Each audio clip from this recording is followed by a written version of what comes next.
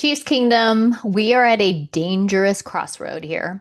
It's week 14. We are 6-6 after that Thanksgiving Day loss to the Cowboys. Injuries have battered us, and now we're heading into a showdown with the league's best defense, arguably, the Houston Texans. This is a game of survival for momentum, for playoff hopes, for proving that we still belong. Today, we're going to talk about it: injuries, matchups, keys for Kansas City to take this game, and what this game means for the rest of the season. So let's jump in. First of all, roster updates, injuries, the offensive line situation, y'all. There's a big update in that left tackle, Josh Simmons, who had just returned a couple of games from that personal leave of absence.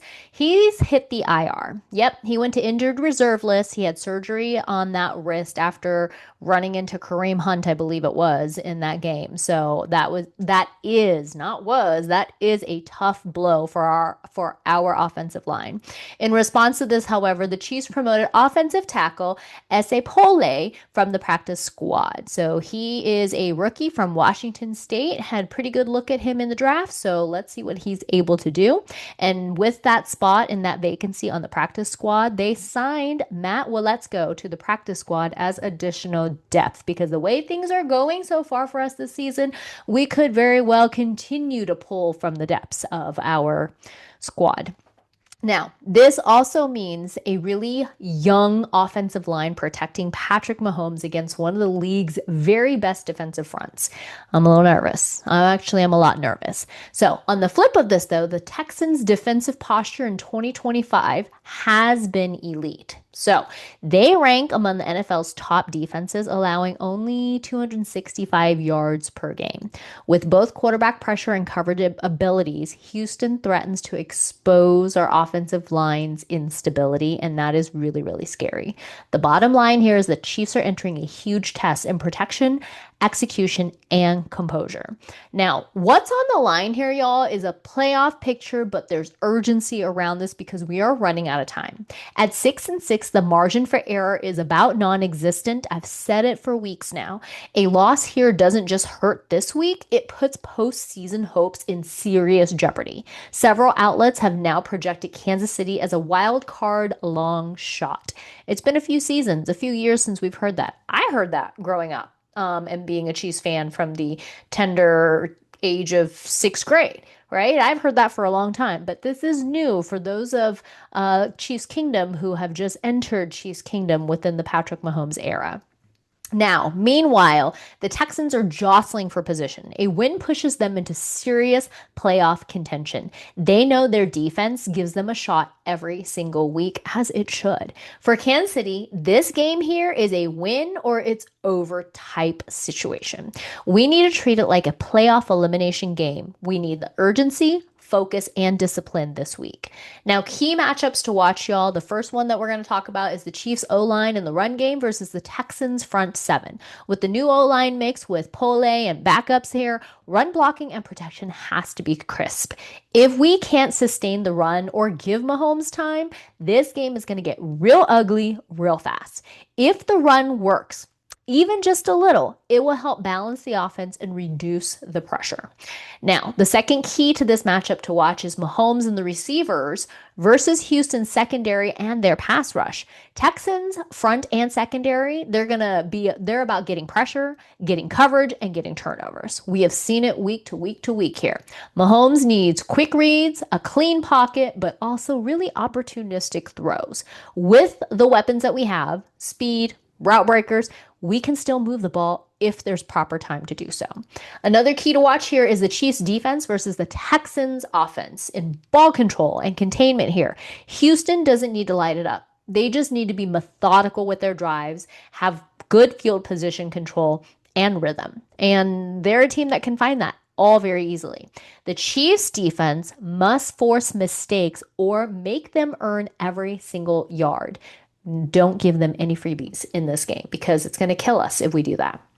Another key to watch here, situational football. We're talking third downs, the red zone, turnovers, and discipline. With the line shakiness and the opponent's strength, winning third downs and keeping a clean red zone execution matters more than ever. We cannot afford penalties, turnovers, or undisciplined plays, y'all. We keep seeing it again and again. Discipline becomes a weapon here for us, and we have to master it. Now, how the Texans defense looks, this is what we got to know. The 2025 Texans, they're regarded as having the best defense in football. So they're at the top of their league. Their pass rush is legit, and the coverage behind it is solid. So this makes them a two-phase problem. So any pressure or error on our part is magnified, and it's going to be that way if we are not disciplined. Now, as of recent news, the Texans lost a key defensive tackle, Tim Settle Jr. Season-ending foot surgery is what he underwent. This weakens their interior run defense, rush rotation just a bit. So we're going to see how that plays out. That could be a small opening for our run game if we can execute.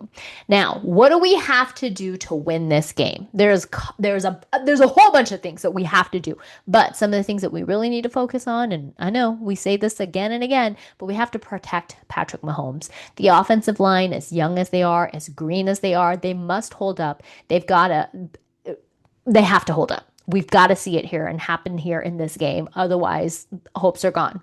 We need to establish the run. Even 3 to 4 yards consistently will help open up play action and take pressure off of Mahomes. I'm good with running the ball and getting 3 to 4 chunk yards every single time, every single down. I'm good with that. We got to also be aggressive but smart. Take what's given, avoid the risky throws under pressure, and don't force it. Okay, this is something where we are playing under a lot of pressure. I am a little bit worried about the scenario. Winning third downs and managing the clock well. Convert when we need to keep the drives alive. Don't trade short fields and possessions. I don't want to see punts when we could attempt to run the ball and get the yardage that we need for a first down. I don't want to see the Thanksgiving Day repeat here. We also need to tighten up our discipline. This has been a huge conversation for us this year, but no costly penalties, no mental mistakes, especially not against a defense that's as disciplined as the Houston Texans here. Now, our defense has to get to their quarterback and disrupt the rhythm. Offense cannot go one-dimensional here. We need to have pass rush, coverage depth, and disguises to generate a whole lot of chaos here. We also got to stay resilient. With the injuries that we are facing, the pressure, the heat, mental toughness matters in this situation.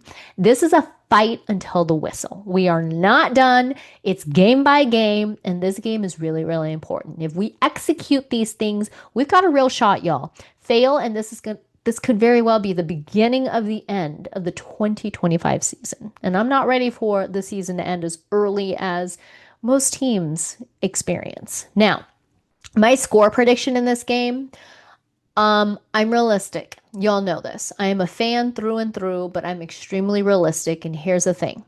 My score prediction for this game is the Texans 23, our Chiefs 20. I know it hurts to hear that and it hurts to say it, but here's why this projection makes sense. Houston's defense is top 2 in the NFL and the strength of their roster. We're banged up through and through. The offensive line is banged up. Mahomes under pressure and the Texans' disguised coverages could mean a lower scoring night for us. And the Texans' offense isn't overpowering, but they are efficient enough to take advantage of short fields or a really tired defense. That being said, it's still a very winnable situation if Kansas City protects Patrick even slightly above expectations. A 3-point swing either way is absolutely realistic in this game. So yeah, Chiefs Kingdom, that might hurt to hear. It hurts to say it, but this might be the biggest week of the season so far.